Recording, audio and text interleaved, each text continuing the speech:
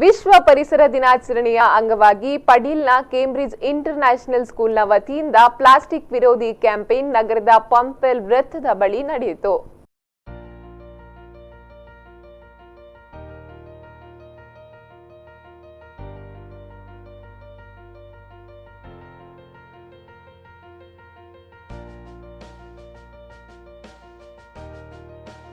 ಈ ಸಂದರ್ಭದಲ್ಲಿ ಸಾರ್ವಜನಿಕರಿಗೆ ಬಟ್ಟೆ ಚೀಲಗಳನ್ನು ವಿತರಿಸುವ ಮೂಲಕ ಪ್ಲಾಸ್ಟಿಕ್ ಚೀಲಗಳ ಬಳಕೆಯನ್ನು ಕಡಿಮೆಗೊಳಿಸುವಂತೆ ಸಂದೇಶಗಳನ್ನು ನೀಡಲಾಯಿತು. ಇನ್ನು ಈ ವೇಳೆ ಅಡ್ಯಾರ್ನಲ್ಲಿ ಕಸದ ತೊಟ್ಟಿಯನ್ನು ಅಳವಡಿಸುವಂತೆ ಮನವಿಯನ್ನು ಅಡ್ಯಾರ್ ಪಂಚಾಯತ್ನ ಪಿಡಿಒಗೆ ಸಲ್ಲಿಸಿದರು. ಕಾರ್ಯಕ್ರಮಗಳಲ್ಲಿ ಭಾಗವಹಿಸುವುದು ಪರಿಸರದ ಹಿತವನ್ನು ವೈಯಕ್ತಿಕ ಹಿತಕ್ಕಿಂತ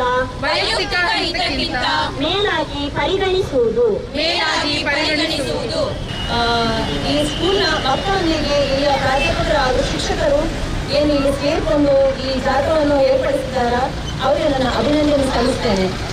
ಪ್ರಮುಖವಾಗಿ ಏನು ಈ ಪ್ಲಾಸ್ಟಿಕ್ಗಳನ್ನು ನಾವು ಬಳಸ್ತೇವೆ ಇದನ್ನು ಸಂಪೂರ್ಣವಾಗಿ ನಿಷೇಧಿಸಬೇಕಂತ ಇವರ ಉದ್ದೇಶವಾಗಿದೆ. ಹಾಗೆಯೇ ನಮ್ಮದು ಉದ್ದೇಶವಾಗಿದೆ. ಮಂಗಳೂರು ಮಹಾನಗರ ಪಾಲಿಕೆಯು ಇದರೊಟ್ಟಿಗೆ ಕೈಜೋಡಿಸ್ತಾ ಇದೆ. ನಾವು ಸೇಂದ್ರಾಂತರವರಿಗೆ ಏನು ಈ ಗುತ್ತಿಗೆಯನ್ನು ಕೊಟ್ಟಿದ್ದೇವೆ, ಕಸವನ್ನು ವಿಂಗಡಿಸಿ ಅದನ್ನು ಬೇರ್ಪಡಿಸಿ ನಮ್ಮ ಘಟಕಕ್ಕೆ ಕೊಂಡೋಗ್ಬೇಕಂತ. ಅದಕ್ಕೆ ಪೂರಕವಾಗಿ ಇವರು ಈ ಶಾಲೆಗಳು ಹಾಗೂ ತುಂಬಾ ಸಂಘ ಸಂಸ್ಥೆಗಳು ನಮಗೆ ಸಹಕರಿಸ್ತೇವೆ.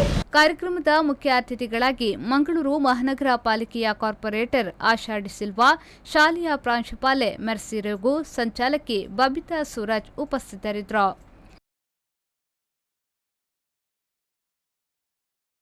ನ್ಯೂಸ್ ಬ್ಯೂರೋ ವಿ4 ನ್ಯೂಸ್ ಮಂಗಳೂರು.